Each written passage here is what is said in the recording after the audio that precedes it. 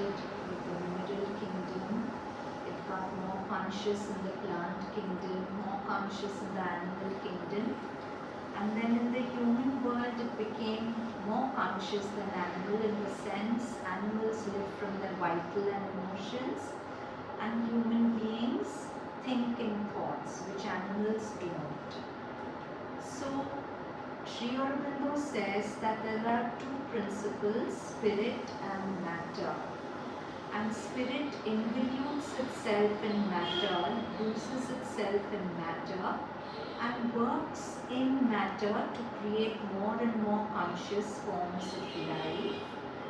And like our whole class last week was about releasing mental narratives, man is at the moment the crowning glory of nature's creative urge. But Sri Aurobindo says that as imperfect a creature as man cannot possibly be the summit of nature's creative urge, right? There is a lot of imperfection, because this very mind, which is man's claim to fame, because out of all other species he's the one who can think, but this very thought creates its own problems, right? It creates narratives, it creates a pseudo-universe in which we live often divorced from any truth. So we have to somewhere transcend thought and go to a space beyond thinking. So this process of rising from the mental to the supramental is the next rung of evolution, to rise from the mental to the supramental. And the evolution from monkey to man happens spontaneously as part of nature's working. But the leap from man to superman, supramental, going above the mind, is such a big leap that man's conscious collaboration is required. He has to collaborate with nature to bring about this change. And this collaboration with nature is, in a way, Sri Aurobindo's integral yoga.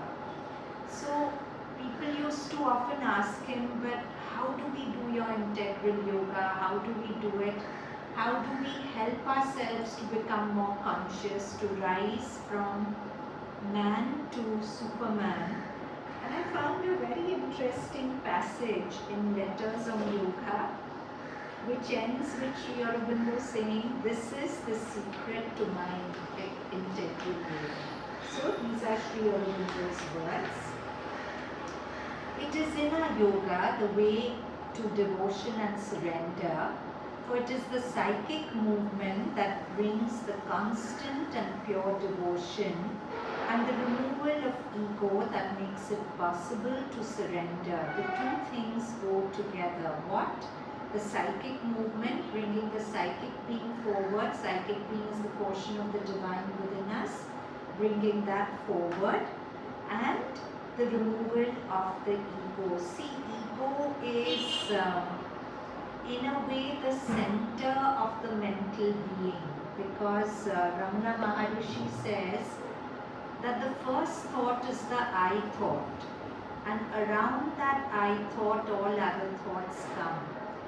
But the first thought itself, the I thought itself, is a mental construct. This I that I think is here, that feels offended, that feels agitated, that itself is not real. It's just a mental construct. So if the foundation of a monument is a mental construct, it's not real, obviously the whole monument will, coming from such a foundation, is not real.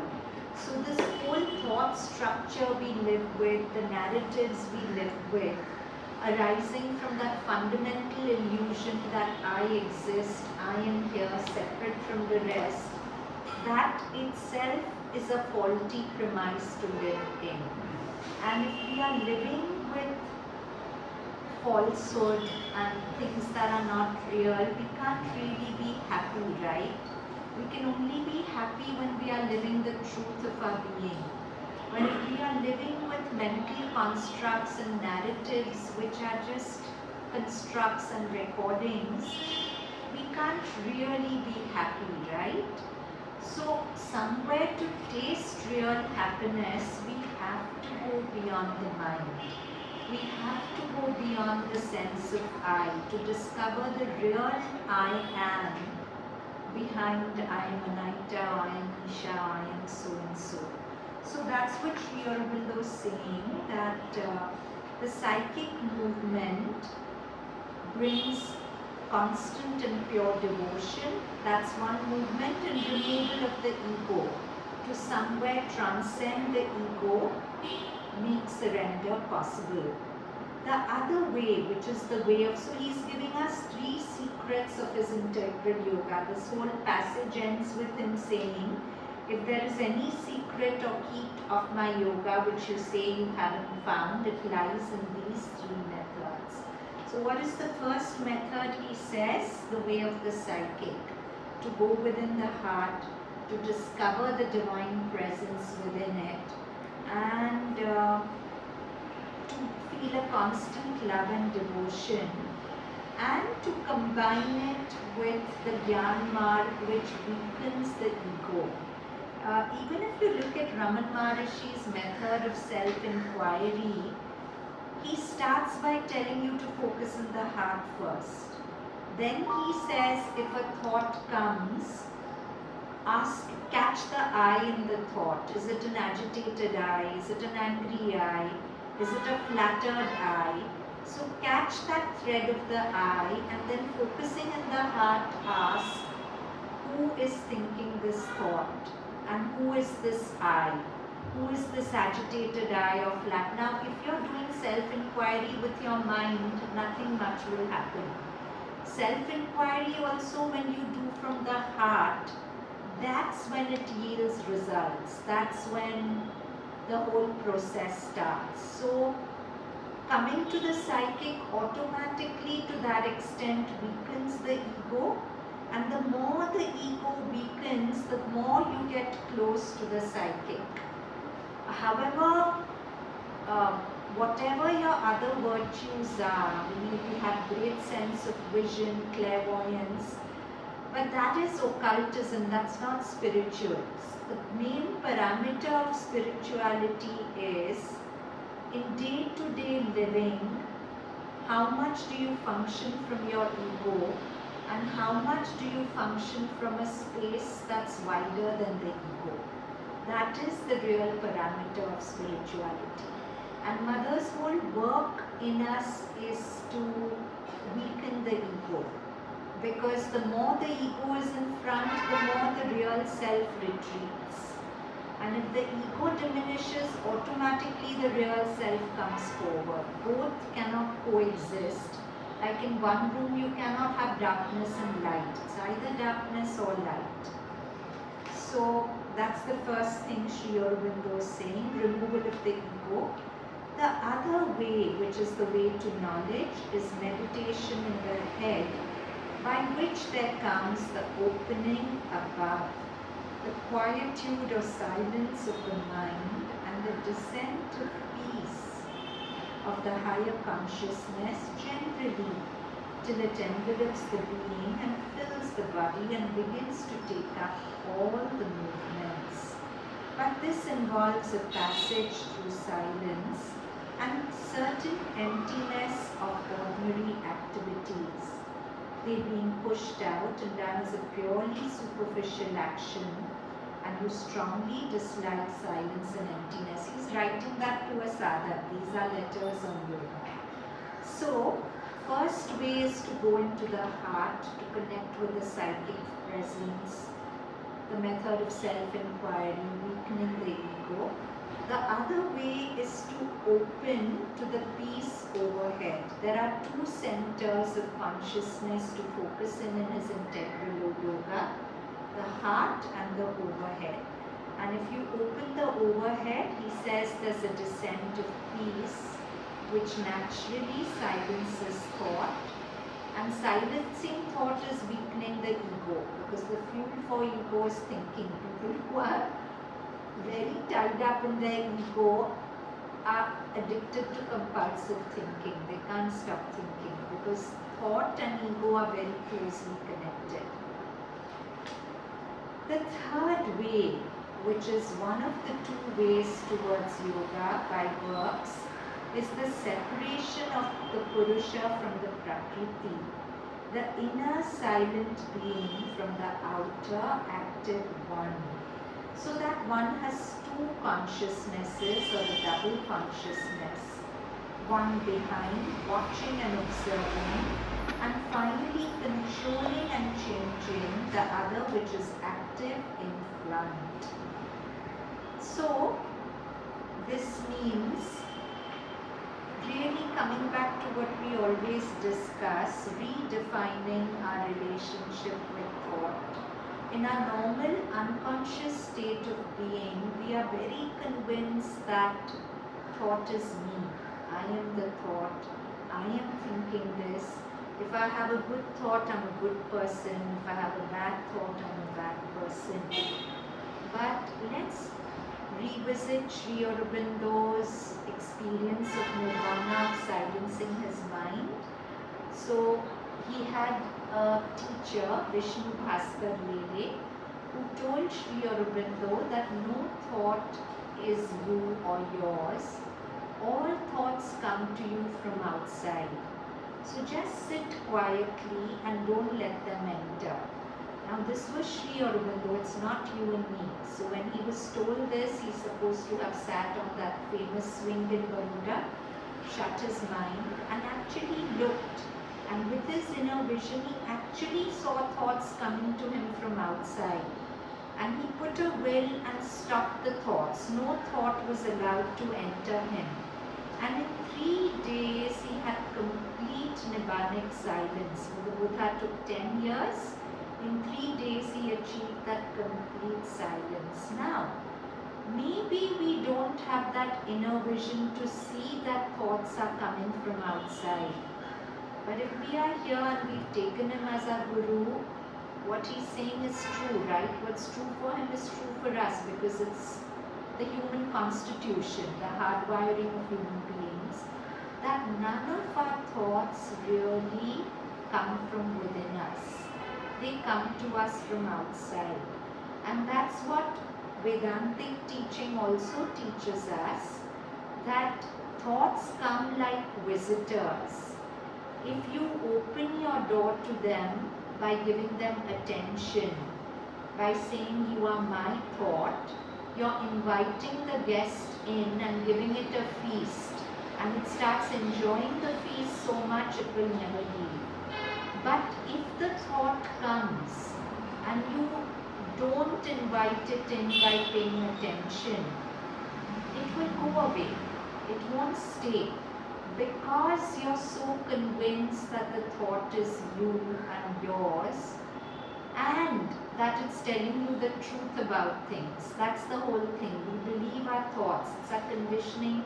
That person really doesn't like me. A thought comes and I blindly believe it.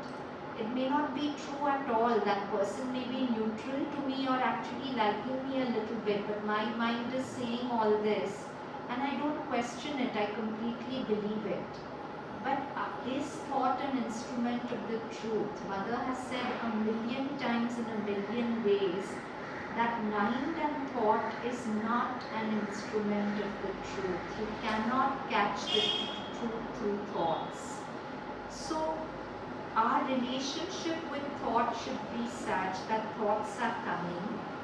I am not feeding them with my attention. And Sri Aurobindo and the mother say that karma doesn't come with a good or bad thought. But if you have a so-called bad thought and you identify with it and you make it your own, you own it, then it generates karma. But a thought comes and you don't make it your own. You say it's just a thought, it's a visitor, it's passing. Then it has no karmic repercussions for you. So I'm reminded about years and years ago, I worked with a lady who had very bad postpartum depression. that is after giving birth to a child, sometimes mothers go into a very severe depression. And when she came to me, she said that she was on medication for the postpartum depression, because she says, I've just realized I'm the worst person on earth. Sometimes I feel so overwhelmed to look after the baby. A thought comes, throw the baby out of the window. And I feel so, because I love my child, and I feel so terrible about the thought that the thought depresses me. And we did just one class where somehow she could see that she wasn't her thought, where she could see that her thought had nothing to do with who she really was. And her depression ended, and I never saw her again because she didn't need to come again. She could see that even if she has a thought, throw the baby out of the window, it's a thought outside her.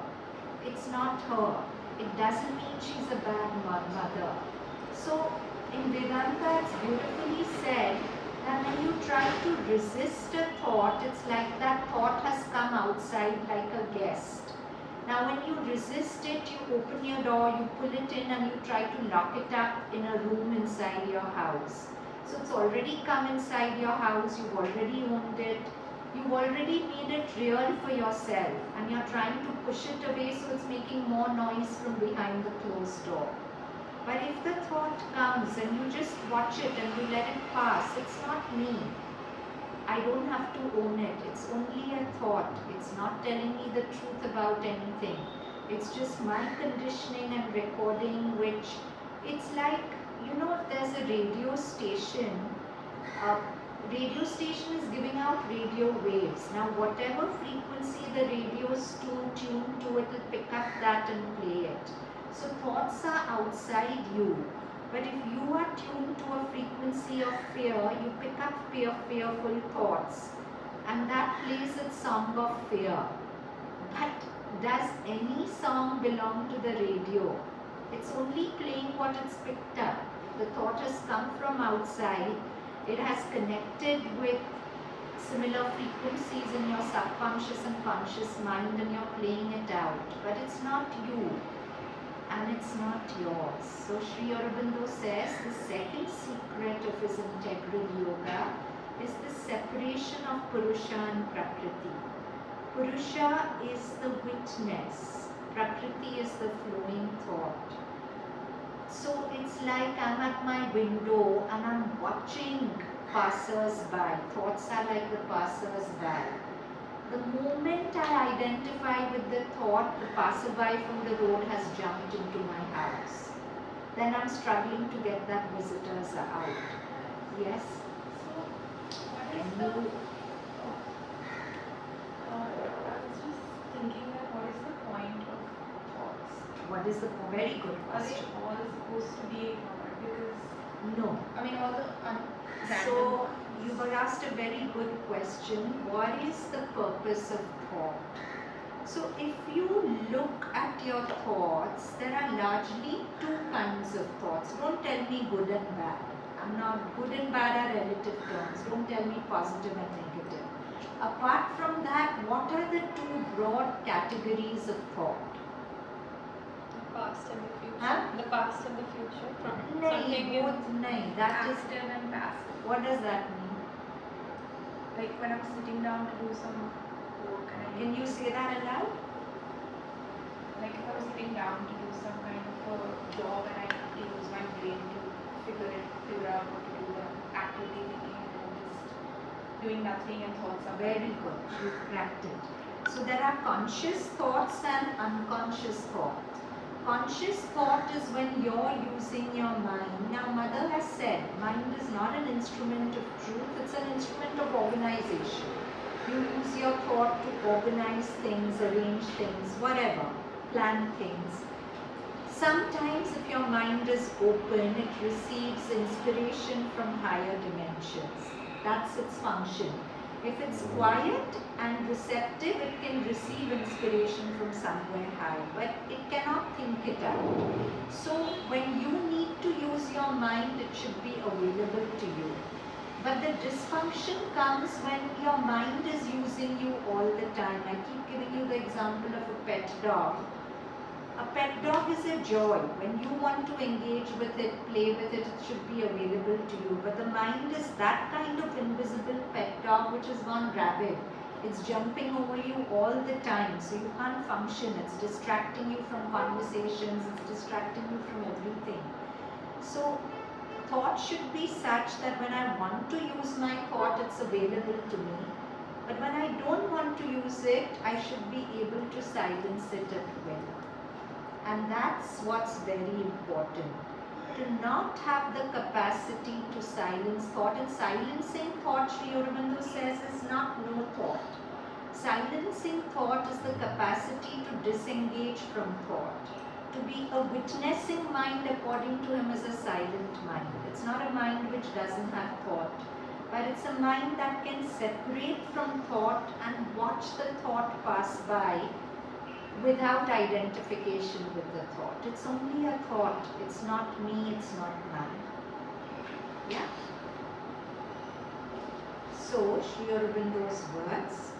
The third way, which is one of the two ways towards yoga by works, is the separation of the Purusha from the Prakriti. The inner silent being from the outer active one. So that one has two consciousnesses or a double consciousness. One behind watching and observing, and finally controlling and changing. The real control, that's what we keep thinking we have the choice in our thoughts, but actually every thought you think is the sum total of every thought you've thought in the past. There's no free will in the mind. The mind tries to control, but it's never really controlling. What's really controlling is the antaryami, the inner controller, the inner being. So, one behind watching and observing and finally controlling and changing the other, which is active in front.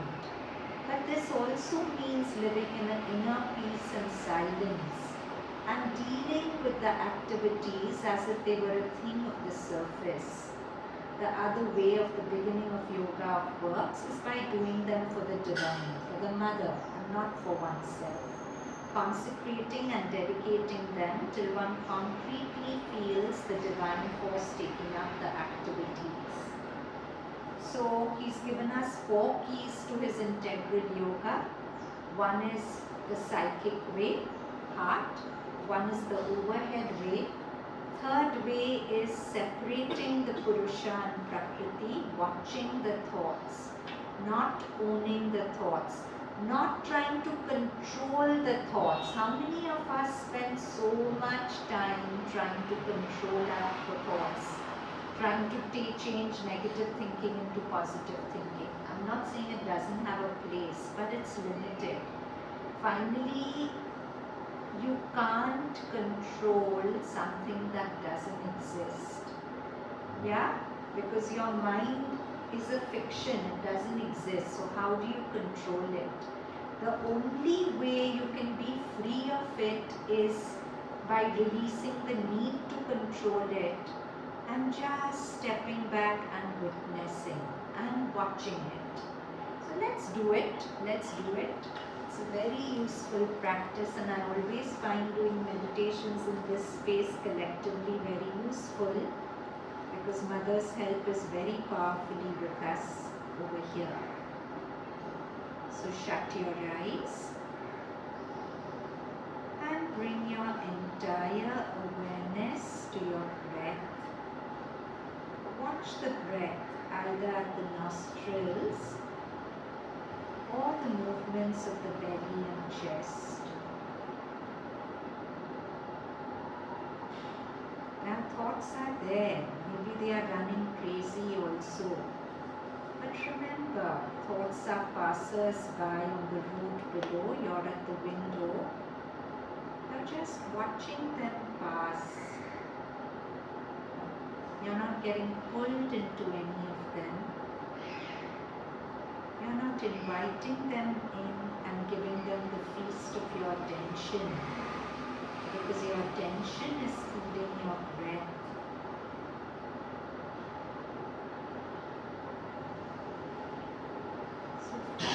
your breath. You're not pushing away thoughts, you're not trying to control them to not be. You're just allowing them to be.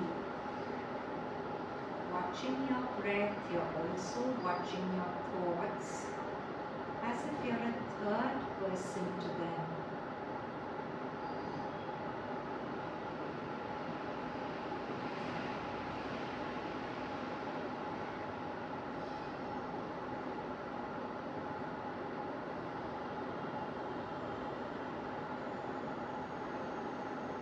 If a very sticky thought comes, identify the I in that thought. Is it an angry I? Is it a distracted I? Is it an anxious I, an impatient I? Identify that I. And then focusing in the heart space, ask, who is this I? And don't accept any answer worded in thought. Just see what happens when you catch the I in the thought and ask the heart, who is this I? The thought dissolves as the I is seen through to be just a mental construct. And go back to your breath and keep watching thoughts till you get stuck in a thought. When you get stuck in a thought, then self-inquiry given by Ramana Maharishi, very, very useful.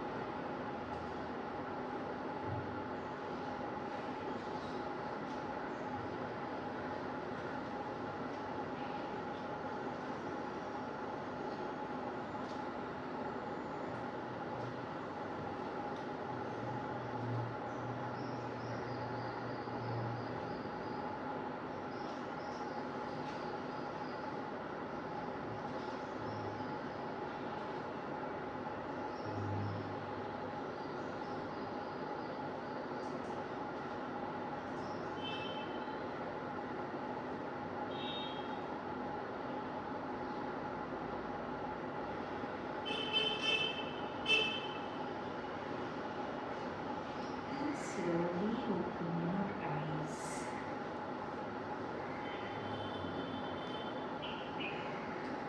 Anyone would like to share any observations anywhere where you were stuck? Was it easy to observe thought? Yeah? If you get stuck on a thought, what did you say? If you get stuck on a thought, Subhana, if you get it, it's very, very useful. But nobody can teach it to you but your own wisdom. So I'll give you the words, but finally it's something that has to come alive in you. So if a sticky thought comes, he did this to me, he did that to me. Catch the I in the thought. It's an angry I. It's a resentful I. Catch the flavor of that I. Every thought will generate a different I. Every thought will define a different I for you. So catch the I in the thought and don't do it with the mind. Self-inquiry cannot be done by mental intelligence. This is my personal take on it. You need to have a psychic opening to do self-inquiry. So you're focusing in the heart and you ask in the heart, who is this resentful I? And you just wait and see what happens. Did it click for anyone at all? Yeah? Partly for me. Yeah, so would you share? So, I mean, I'll just tell you. Yes, because they won't hear. Give it to her, Amy.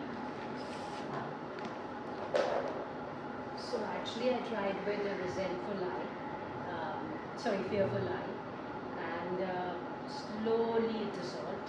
Ha. Then there was this, again some happy eye, like the plans for the evening or something, that kind of stuck on for a while. Because you It don't want to wasn't let it dissolved. go. Yeah, I But understand. if you hold on to the happy eyes, the unhappy eyes will be as sticky. Right, I understood, that's what I wanted.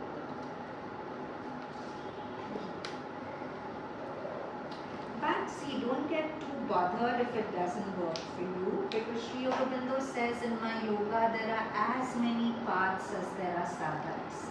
Each sadhak, this didn't work, something else will work. Something else didn't work, something else will work.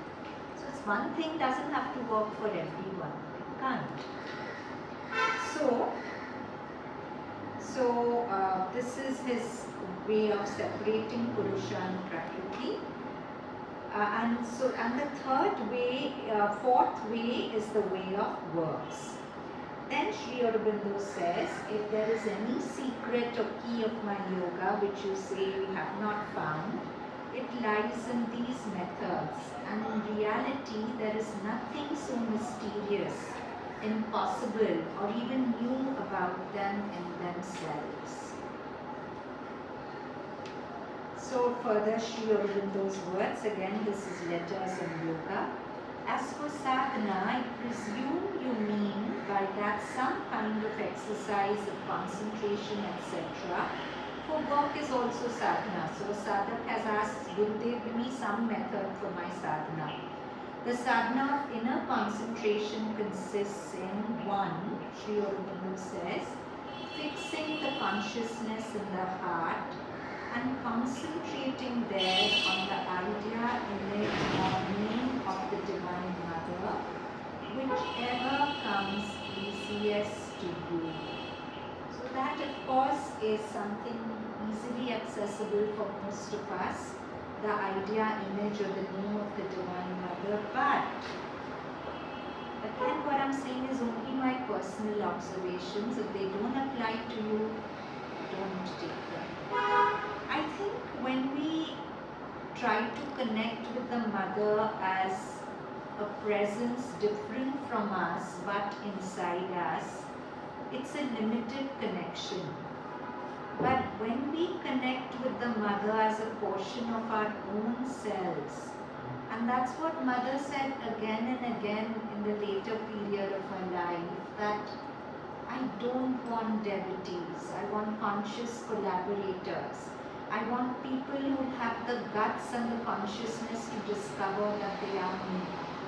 I don't want only devotees. So, of course, devotees also have a place in her yoga, but not to keep feeling Mother's so big, I'm small, but in her grace she's put a part of herself inside me and I'm feeling it. To actually feel that this that I'm feeling is the real me. Mother is the real me. I am the real light. There's that beautiful Sufi story that a lover knocks on his beloved's door and the beloved asks, who is it? And the lover says, I'm so and so. So the beloved says, go away, I don't know you. Then the lover says, sorry, the real truth is I am you. And then the beloved opens the door and welcomes the lover in. So this is not an alien power you're concentrating on. You're concentrating on your own deepest and the most beautiful part of yourself. So if you're concentrating in the heart, nice to have that feeling that I'm connecting with the deepest part of myself. Because Mother is not an alien power. She is me. And she's told me that 100 times in her own words, that I'm always with you because I am you. So fixing the concentration in the heart and concentrating there on the idea, image or name of the Divine Mother, whichever comes easiest to you. A gradual and progressive quietening of the mind by this concentration in the heart. So very often when this concentration in the heart, the main difficulty is first 10-12 breaths we are there, then we get very quickly and easily distracted. So it has to be a very powerful concentration. So sometimes it may help to first quieten the mind by watching the thoughts, whatever, and then going into the heart. Or I don't know, sometimes meditation itself teaches you meditation. You have to surrender to your inner wisdom and let it guide you. Don't have a fixed formula that when I sit I'll do this only. That puts meditation in a box. So, a gradual and progressive quietening of the mind by this concentration in the heart. 3. An aspiration for the mother's presence in the heart and the control by her of mind, life and action.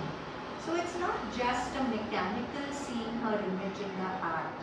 It's a looking with deep aspiration. Mother, I want to feel you, I want to come to you, I want to be one with you. That aspiration is the key that makes this work. But to quiet the mind and get the spiritual experience, it is necessary first to purify and prepare the nature. Because otherwise, 2 minutes you're here, then your nature pulls you away to 1,000 other things. Purification of the nature is important.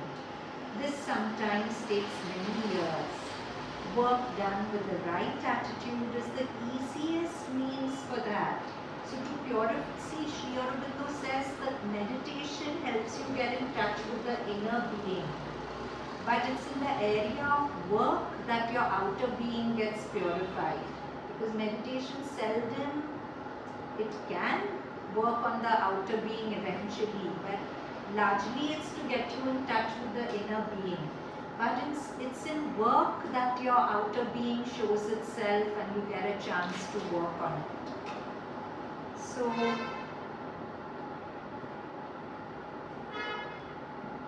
work done with the right attitude is the easiest means for that. That is work done without desire or ego.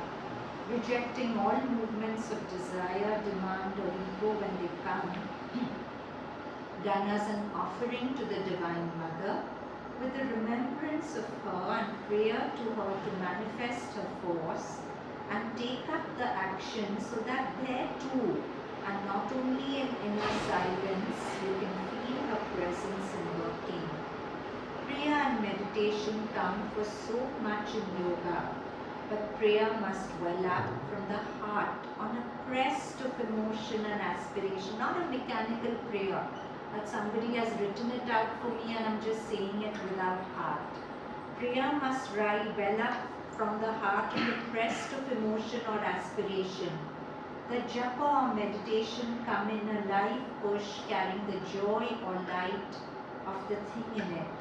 If done mechanically and merely as a thing that ought to be done, stern, grim duty, it must tend towards want of. So this is the point of those old ways where we do japa on the mala mechanically. You know, your mind is wandering in 100 places, but you're just doing the japa. All that has no value in Mother's yoga. You can do the japa, but if each beat that you're turning, there is an aspiration, there's an emotion, there's a prayer. If it's mechanical, you're just wasting your time. If done mechanically and merely as a thing to be done, stern, grim duty, it must tend towards want of interest and dryness and so be ineffective. You were doing now letters on yoga, Sri Aurobindo further tells us that. You were doing japa too much, mantra japa, as a means for bringing about a result. I mean too much as a device, a process laid down for getting the thing done. That was why I wanted the psychological conditions in you to develop, the psychic, the mental, for when the psychic is forward, there is no lack of life and joy in the prayer, the aspiration, the seeking, no difficulty in having the constant stream of bhakti. And when the mind is kept quiet and interned and upturned, there is no difficulty or want of interest in meditation. So, to make meditation work, it should not be mechanical. If you involve your thought, your emotions, if you're involving all parts of your being in the meditation, then it won't be mechanical and dry. If you're just mechanically bringing an image of the mother in your heart and looking at it, it won't hold your attention. But if you're looking at her as a living presence, you're thinking with gratitude of all the grace she has brought into your life, and how she's with you. If there's just love, it's that love and gratitude that makes the meditation work. Aspiration, love, gratitude. But it's not just emotion. When you connect in the heart, there's a very... See, Sri Aurobindo has distinguished between emotion and feeling. Psychic is a feeling inside. It's not an emotion. It's not... Emotions can be psychicized, they can be touched by the psychic. But the psychic is a feeling quite distinct from human emotion. You know what I mean? So that was why I wanted the psychological conditions in you to develop the psychic, the mental. For when the psychic is forward, there is no lack of life and joy in the prayer, the aspiration, the seeking, no difficulty in having the constant stream of bhakti. And when the mind is quiet and inturned and upturned, there is no difficulty or want of interest in meditation. Meditation, by the way, is a process of leading towards knowledge. And through knowledge, it is a thing of the head, not of the heart. So if you want dhyana, you can't have an aversion to knowledge. Concentration in the heart, so focusing on the mother in the heart is not meditation, it's concentration. Meditation is more with the mind, concentration is with the heart. Concentration in the heart is not meditation. It is a call on the divine, on the beloved. Now there's this, all this that we've read out is beautifully summed up in this passage from Savitri, page 49 of Savitri. Sri Aurobindo says, it, now he's giving you the key to his integral yoga. The presence in the heart is the it. It is the origin and the master clue. This is the source of what we are. It's the master clue to what we are seeking. It is the origin and the master clue. A silence overhead, an inner voice, a living image seated in the heart. It's not mechanical. It's made living with our devotion. See, even in a temple outside, there's something called prana pratishtha, right? There's an idol and you invoke prana into it. The first invocation comes from the sculptor who made it, how much love he's put into the sculpting. Second invocation comes from the devotee and how much love the devotee turns to with the idol, that makes the idol alive. Now, ours is also a living temple, and the inner sanctum sanctorum, there's a deity sitting here. But how much prana pratishtha have we done of that deity within us? How much have we invoked her with love and emotion? That's how much it will come alive, right? Instead of running around to temples outside, so much more profitable to us to make this temple and the deity inside this temple come alive. So it is the origin and the master clue. A silence overhead, an inner voice, a living image seated in the heart, an unwalled whiteness. So this presence in our heart is like an unwalled whiteness. So in Savitri, there's a line which says, when Savitri attained Nirvana, she was like a circle whose center was in the psychic being and there was no circumference. Can you imagine a circle without a circumference? Each of us in our truth is really that, a center and a circle without a circumference. So that's an unwalled wideness and a fathomless point. Fathom is depth. So a point into which you can go deep, deep, deep, deep, infinitely deep. So infinitely wide and infinitely deep. An unwalled wideness and a fathomless point. The truth of all these cryptic shows in space. The cryptic shows in space are the narratives we live with, the thought structures that we live with. But in our heart is the truth behind all this, the truth beyond all lies, the truth of all these cryptic shows in space, the real towards which our strivings move. All our strivings is to come to this truth within us, to escape the fictions and narratives of our mind and find the truth behind it, the real towards which all our strivings move. The secret, grandiose meaning of our lives, a treasure of honey in the combs of God. There's a sweetness here which is like a treasure of honey in the combs of God. A splendor burning in a tenebrous cloak. Tenebrous is dark. So this ignorant body wears a dark cloak, but inside that there's an eternal splendor burning. A splendor burning in a tenebrous cloak. It is our glory of the flame of God, our golden fountain of the world's delight, an immortality cowled in the cape of death, the shape of our unborn divinity. So our divinity hasn't manifested, but it's here in potential.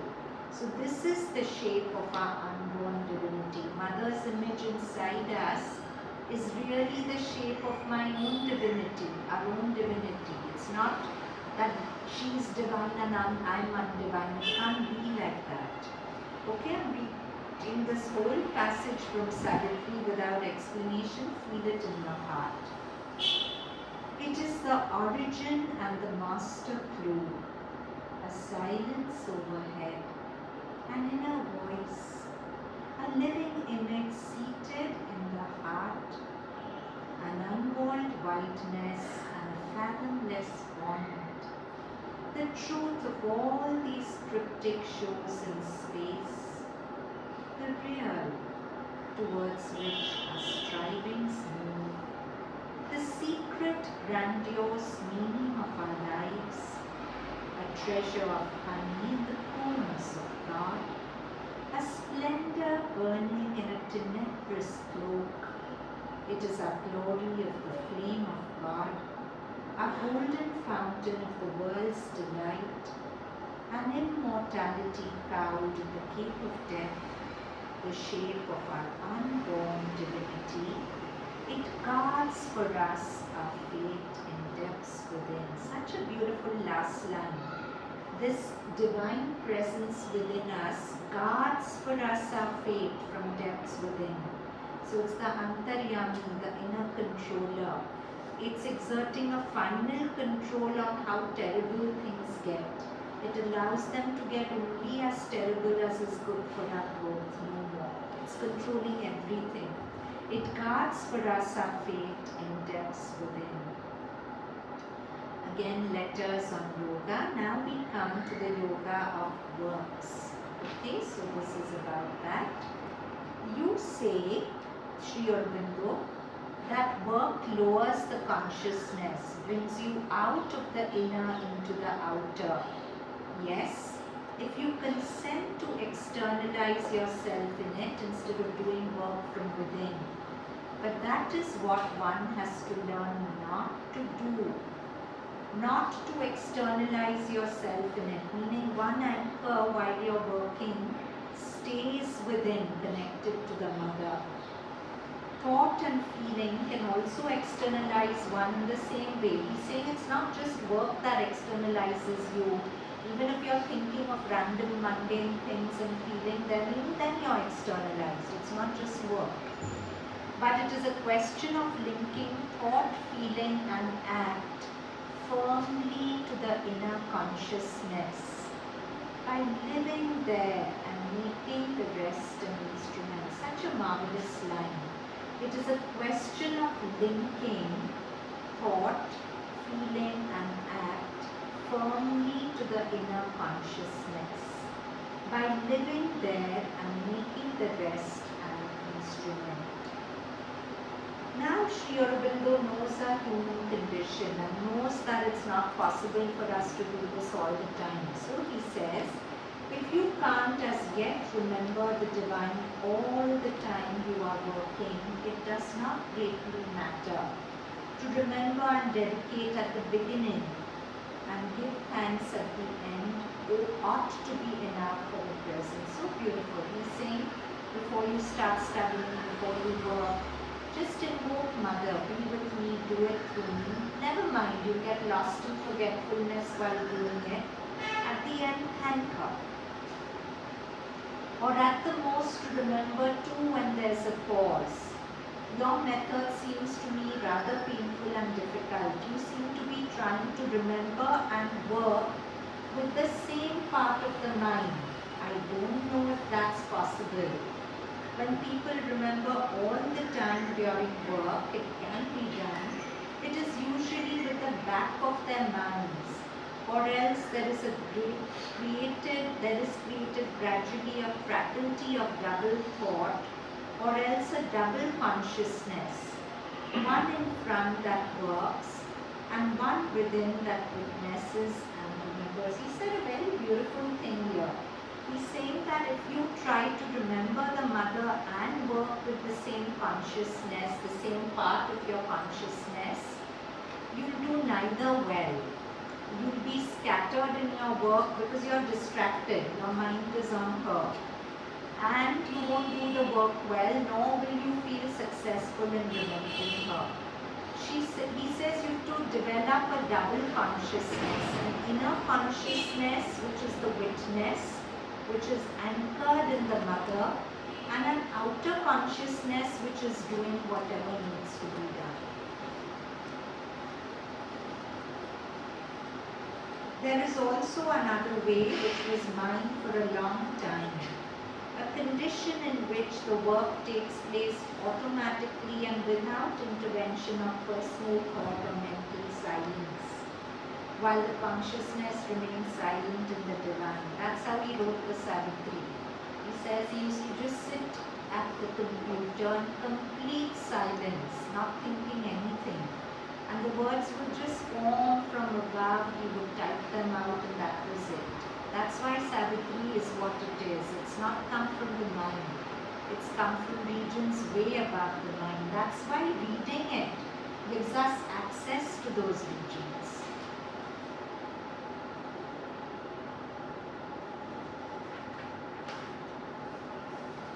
The thing, however, does not come so much by trying as by a very simple, constant aspiration. And so I've told you all this, he's told us rather, double, but we don't know how to do it.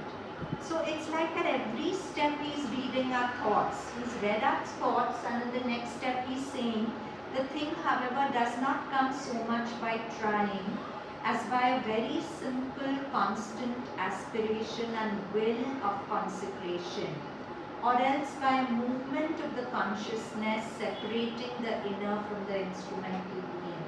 So he's saying just keep aspiring to the Mother, consecrate work to her, or be the witness. We come back to those 4 secrets of his yoga.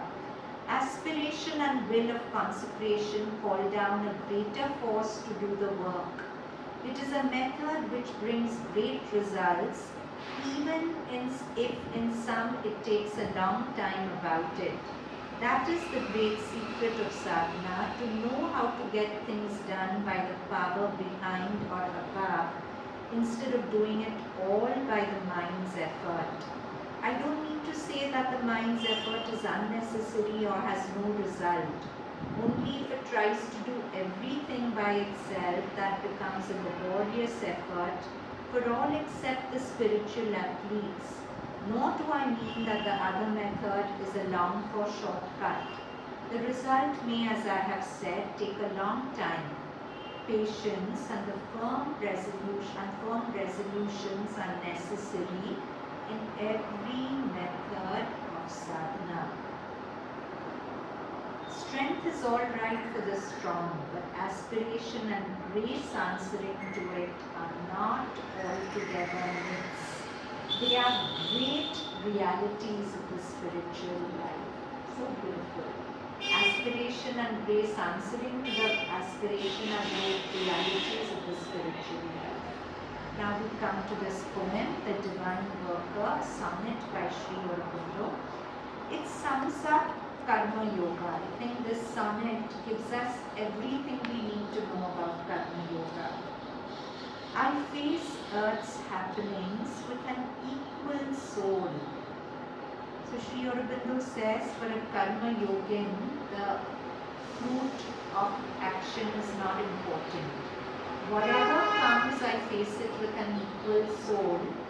Because, if we fail, our mind will immediately build its narrative. I'm not good enough. Others are better, so I fail. They got what I want. But failure and success is not about our capacity or incapacity. It's about the experience we need in the moment for our growth. So if we need failure for the growth, the divine will manipulate circumstances to give us that experience of failure. Now a Karma Yogin knows that. He knows. He's not quick to jump to his mental narratives and believe those narratives.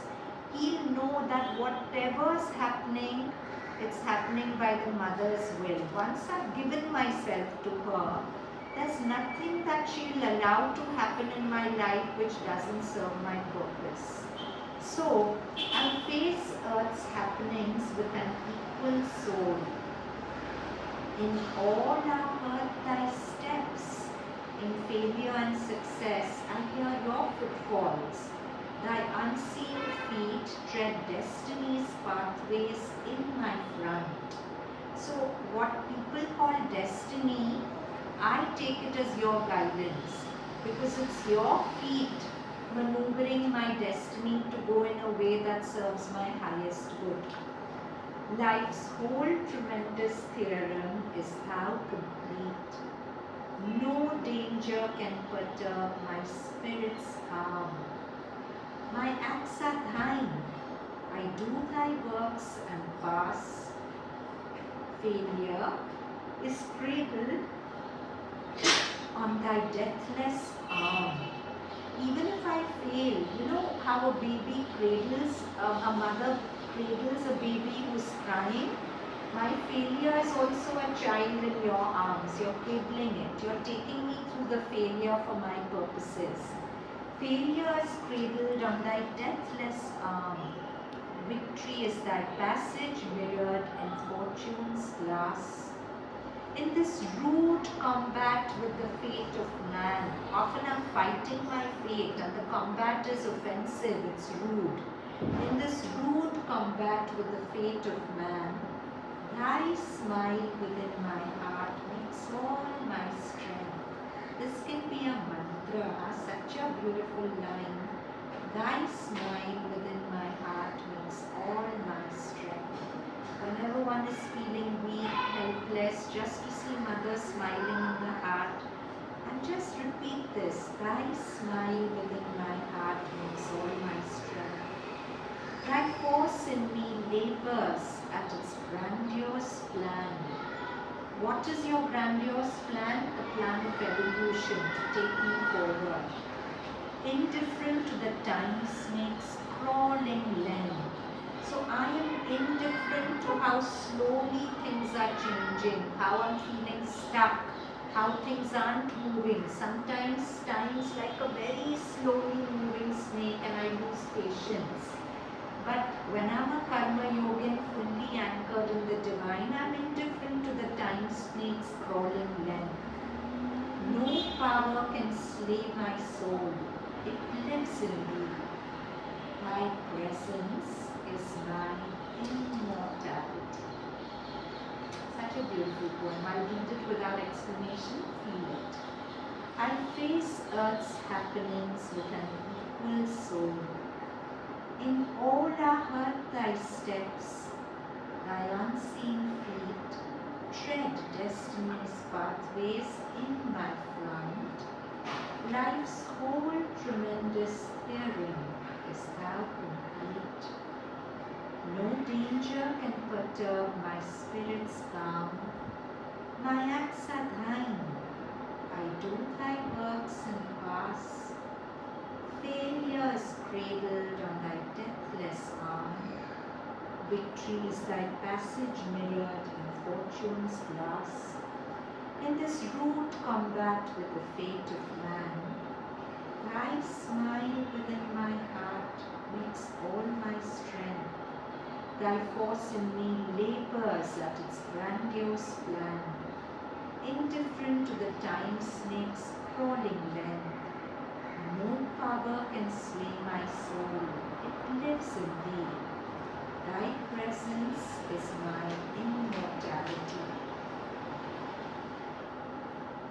Sri Aurobindo writes, again in Letters of Yoga, the goal of yoga is always hard to reach, but this one is more difficult than any other. His integral yoga, the goal of transformation, the goal of rising from the mental to the supramental, is more difficult than any other.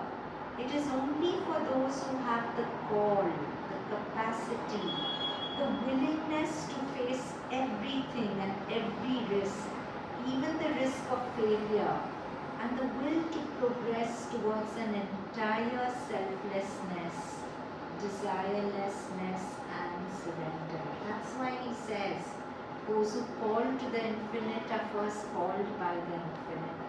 We feel we choose our gurus, no, but that's not true. Our gurus choose us first, then we go to them. What is important is the turn and the call within you.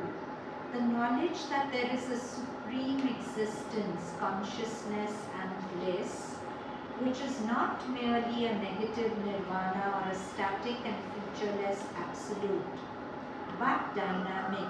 The perception that this divine consciousness can be realized not only beyond but here, and the consequent acceptance of the divine life as the aim of yoga do not belong to the mind. It is not a question of mental theory, even though mentally this outlook can be well supported as any other, if not better, but of experience. And before the experience comes of the soul's faith bringing with it the mind's and the life's adhesion, one who is in contact with the higher light and has the experience can follow this way. So I was just speaking to an ex-student of mine, very heartening. She said that at one point she was traveling all over the world, frantically looking for something. She went to France to teach, she went here, she went there, and then she still kept feeling dissatisfied, and she remembered that in the ICSC board she'd done a story called The Bet, where there was a bet taken that a man would be in solitary confinement for 12 years, and if he survived it, a very rich man would give him lots of money.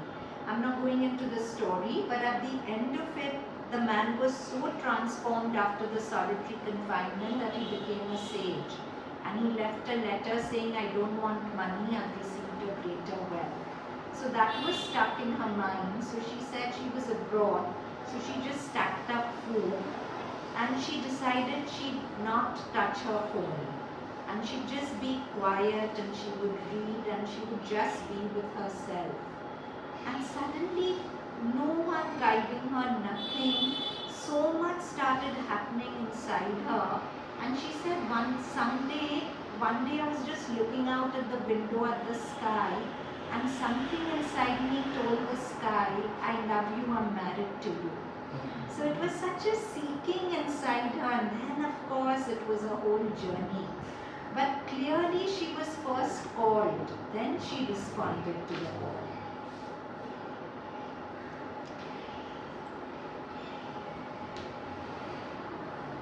So for those who have within them a sincere call for the divine, however the mind or vital may present difficulties or attacks come, or the progress be slow and painful, even if they fall back or fall away from the path for a time, the psychic always prevails in the end and the divine help proves effective.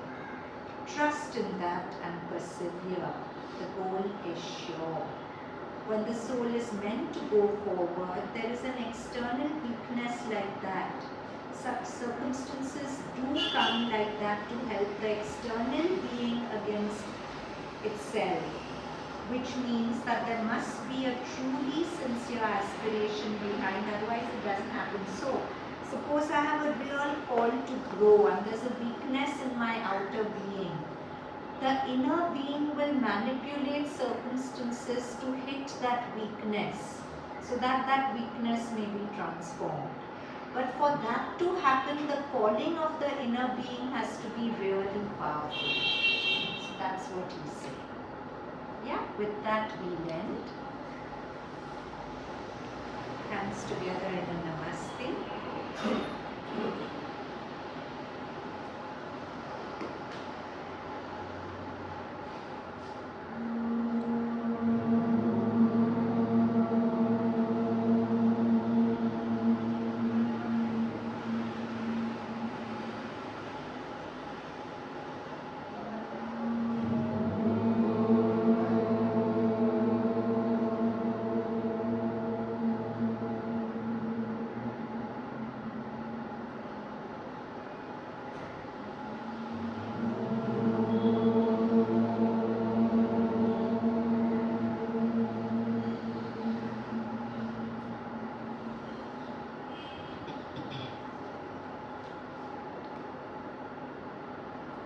Next week there'll be no session.